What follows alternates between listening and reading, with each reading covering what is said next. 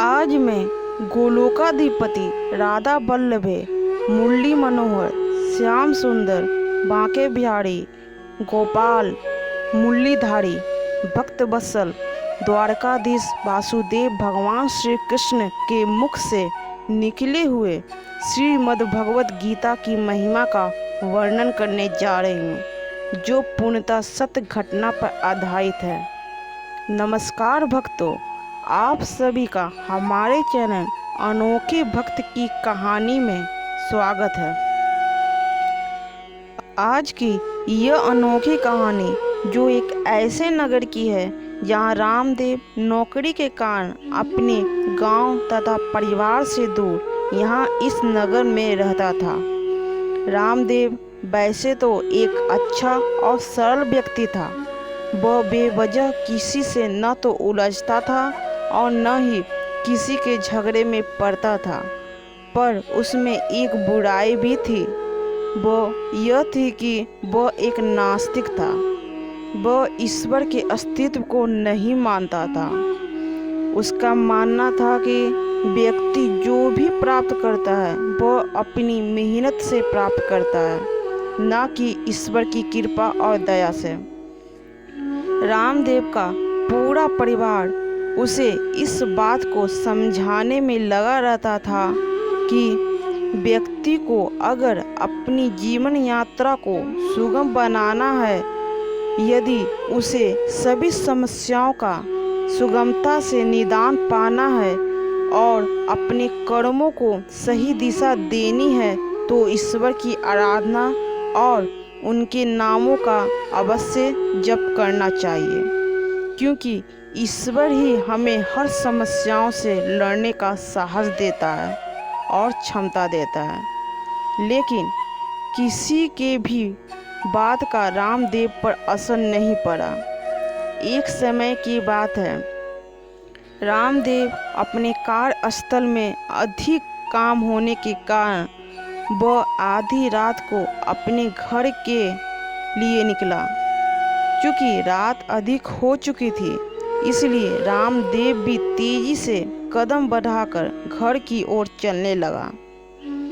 रामदेव के घर के रास्ते में एक लंबा सुनसान रास्ता पड़ता था, जिसके बारे में कहा जाता था कि अक्सर यहाँ अतृप्त आत्माओं को भटकते देखा जाता है। इसलिए रात्रि के समय इस रास्ते से कोई भी नहीं गुजरता था। लेकिन रामदेव इन सभी बातों पर विश्वास नहीं करता था। रामदेव को ऑफिस के ही कुछ कर्मचारियों ने रात को वहां से न जाने की सलाह दी, तो रामदेव ने अपने सहकर्मियों की सलाह को ठुकरा दिया और घर जल्दी पहुंचने की जल्दी में वह उसी सुनसान रास्ते से चल पड़ा। जैसे ही वह आधा रास्ता ही पार किया था, तभी उसे रास्ते में बहुत ही सुंदर स्त्री दिखाई दी। वह उस स्त्री के पास गया और पूछा कि तुम कौन हो और यहाँ क्या कर रही हो। उस स्त्री ने रामदेव की तरफ गौर से देखी और फिर मुस्कुराते हुए कही कि मैं काफ़ी दूर से आई हूँ और रास्ता भटक गई हूँ। मेरे साथ कोई नहीं है और मुझे आगे का रास्ता भी मालूम नहीं है।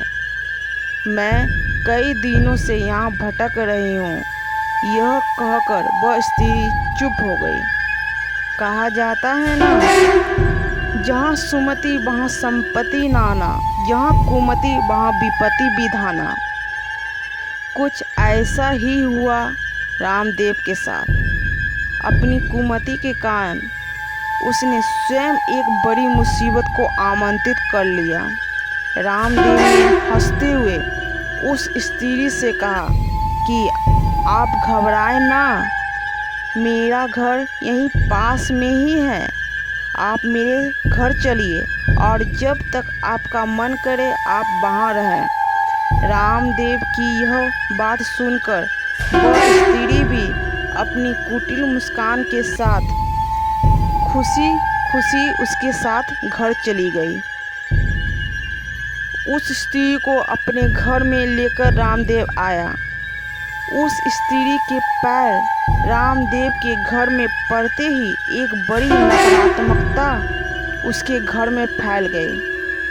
कुत्ते और बिल्लियों की भयंकर आवाज़ से स्वयं रामदेव का मन भी कांप गया। पहली बार रामदेव को अपने आसपास नकारात्मकता का अनुभव हुआ, लेकिन उस स्त्री की सुंदरता को देखकर वह कुछ कह भी नहीं सका। कई दिन बीत गए, न तो रामदेव उस स्त्री को अपने घर से जाने के लिए कहता और न ही वह स्त्री उस घर से जाती। इस बारे में रामदेव ने अपने आसपास के किसी भी पड़ोसी, अपने परिवार वालों और न ही अपने ऑफिस के सहकर्मियों को बताया था। समय बीतता चला गया। रामदेव का हष्ट-पुष्ट शरीर धीरे धीरे सूखने लगा। धीरे धीरे वह बीमार हो गया। शरीर में खून मानो है ही नहीं। यह देखकर डॉक्टर भी हैरान हो गए और उसकी दशा देखकर उसके आसपास रहने वाले सभी लोगों को भी आश्चर्य में पड़ गए। रामदेव स्वयं यह समझ नहीं पा रहा था कि आखिर उसके साथ क्या हो रहा है। एक रात जब वह सोया हुआ था, तभी उसने अपने ही कमरे में किसी के डरावनी भयंकर आवाज़ सुनी। जब अचानक उसकी आंखें खुली तो उसकी नज़र उस स्त्री पर पड़ी जिसे वह सुनसान रास्ते से लेकर घर में आया था। उसने देखा कि वह स्त्री बहुत ही भयंकर रूप में उसकी ओर लगातार देखी जा रही है। उसके बाल पूरी तरह बिखरे हुए थे और मुख से भयंकर आवाज़ निकाल रही थी। यह देखकर रामदेव बहुत डर गया। वह समझ गया कि यह एक चुड़ैल है जिसे वह घर लेकर आया है। किसी तरह उठकर वह भागने की कोशिश की, लेकिन वह भाग न पाया। उसने चिल्लाने की भी कोशिश की, लेकिन उसे चुड़ैल ने उसे भयंकर यातना दी। उस चुड़ैल ने उसे धमकाते हुए कहा कि अगर यह बात किसी को भी बताई तो वह उसे मार देगी। वास्तव में वह चुड़ैल इसी इरादा से रामदेव के साथ आई थी कि वह उसका रक्त पी सके, और ऐसा ही हुआ भी। हर रात थोड़ा थोड़ा रक्त पीने के कारण रामदेव का शरीर पूरी तरह से सूखने लगा। रामदेव भय के कारण यह बात किसी को भी बता नहीं पा रहा था। अंदर ही अंदर उसे स्वयं पर बहुत पछतावा हुआ और अब वह पूरी तरह निराशा के दलदल में डूबने लगा और ऐसा लगने लगा कि उसका जीवित बचना मुश्किल है। रात भर डर के साए में जैसे तैसे काटकर अगली सुबह जब वह बाहर निकला तो उसे यह विश्वास था कि यह उसकी आखिरी सुबह है। फिर भी वह अपने गांव परिवार के पास जा नहीं सकता था, क्योंकि ऐसा करने से उसका पूरा परिवार खतरे में पड़ जाता। वह अपने परिवार को याद करके रोने लगा। तभी अचानक उसके सर में तेज दर्द होने लगा। अब न चाहते हुए भी सर दर्द की दवा लेने दवा के दुकान पर गया। छोटे से लिफाफे में दर्द की टिकिया लेकर वह रात्रि के समय घर आया। उसे मालूम था कि आज उसकी अंतिम रात है, लेकिन फिर भी वह घर आया, यह मानकर कि यह उसके बुरे कर्मों का ही फल है। वह अपने परिवार को याद करते हुए घर में जैसे ही आया, अचानक उसे अपने घर में सकारात्मकता का अनुभव हुआ। यह उसके लिए किसी चमत्कार से कम नहीं था। उसके शरीर में ऊर्जा भी पिछले दिनों की तुलना में आज अधिक लग रही थी, लेकिन वह इसका कारण नहीं समझ पा रहा था। थोड़ी ही देर बाद उसने देखा कि उसके घर में या आसपास न ही वो चुड़ैल दिख रही है और न ही उसके होने का अनुभव ही हो रहा था। मन ही मन पहले तो वह बहुत खुश हुआ, लेकिन यह सोचकर कि आज नहीं तो कल वह चुड़ैल उसे मार ही देगी, वह दुखी मन से पास में पड़ी हुई कुर्सी पर दरवाज़ा खोलकर बैठ गया। थोड़ी ही देर बाद उसने दरवाजे से देखा कि वो दुष्ट चुड़ैल उसके घर से काफ़ी दूर खड़ी है और गुस्से से उसकी ओर देख रही है और बार बार उसके करीब आने की कोशिश कर रही है, मगर वह आ नहीं पा रही थी।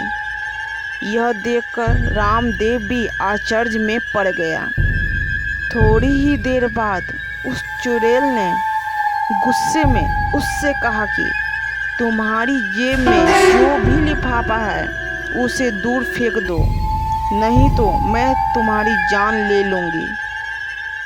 रामदेव कुछ समझ नहीं पा रहा था, लेकिन उसे इतना तो समझ आ गया था कि उस लिफाफे के कारण ही जिसमें वह दवा लेकर आया था, उसके कारण ही भयंकर चुड़ैल उसके करीब नहीं आ पा रही थी। वह चुड़ैल बार बार उसके करीब आने की कोशिश करती रही, लेकिन हर बार वह असफल हो जाती। कुछ देर बाद वह वहाँ से चली गई। इधर रामदेव में जीवन जीने का उत्साह बढ़ने लगा तथा रामदेव ने अब उस लिफाफे को खोलकर देखा तो उसमें श्रीमद् भगवत गीता के श्लोक लिखे हुए थे और ईश्वर की असीम कृपा से श्रीमद् भगवत गीता के पृष्ठ के छोटा सा टुकड़ा उसके पास लिफाफे के रूप में उसकी रक्षा कर रहा था। रामदेव ने गदगद वाणी से बार बार भगवान श्री कृष्ण के चरणों में धन्यवाद करते हुए कहा, हे प्रभु, आपने मुझ जैसे पापी और अधर्मी को इस दुष्ट चुड़ैल से बचाकर नया जीवन दिया है। हे संपूर्ण जगत के नाथ, हे त्रिभुवनपति, हे भक्त वत्सल, हे माधव, आपके श्री चरण कमलों में मेरा कोटि कोटि प्रणाम है। हे प्रभु, मैं सदा आपका भक्त बना रहूं, आपकी सेवा करता रहूं, ऐसा आशीर्वाद हमें प्रदान करें। हे दीनानाथ, समस्त संकटों से मेरी सदैव रक्षा करें। ऐसा कहकर वह गदगद होकर अपनी आंखों से आंसू छलकाने लगा। रात भर वो श्री कृष्ण गोविंद हरे मुरारी, हे नाथ नारायण वासुदेवाय का नाम जपते हुए उसने पूरी रात बिताई तथा अगली सुबह पूर्ण श्रद्धा और विश्वास से अपने मुख से भगवान के पवित्र नामों का उच्चारण करते हुए महान ग्रंथ श्रीमद् भगवत गीता को बाजार से क्रय कर अर्थात खरीद कर घर में लाया और इसे श्री भगवान का ही श्री विग्रह मानकर इसकी धूप दीप से पूजा करने लगा। रात्रि हुई, वह चुड़ैल पुनः उसके घर में आने की कोशिश करने लगी, लेकिन अब रामदेव पूरी तरह से बदल चुका था। अब वह श्रीमद् भगवत गीता के शरण में था तथा मुख से लगातार भगवान के पवित्र नामों का उच्चारण कर रहा था। अतः भय रामदेव को छू भी नहीं पाया। तभी बड़ी आश्चर्यजनक घटना घटी।